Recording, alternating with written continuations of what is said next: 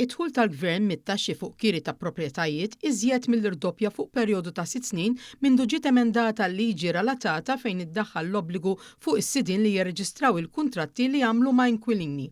Fil-fatt jirriżulta li waqt li fl-2019 il-Gvern iddikjara tħul ta' ftit iżjed minn 50 miljun euro f'taxxa relatata, is-sena l-oħra kien hemm tħul ta' aktar minn 123 miljun euro.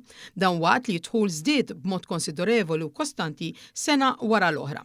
L-informazzjoni ġiet ippreżentata mill-Ministru għall-Finanzi Clyde Caruana fil-Parlament waqt li wieġeb għal mistoqsija tad-Deputat Rodrigue Galdes illi talab kemm kien id-dħul tal-Gvern mit-taxxa fuq il-kera mindu ġiet introdotta l-liġi tal-kera u l-obbligu ta' reġistrazzjoni maqsuma sena b'sena.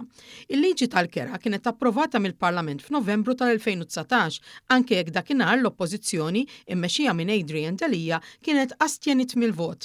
Għadd għaqdiet li jaħdmu mal-vulnerabbli kienu saħansitra esprimew kif baqgħu xxukjati b'din l-attitudni insensittiva mhux lanqas għax il-liġi l-ġdida tobbliga li l-kuntratt irid jiġi rreġistrat mal-awtorità tad-djar.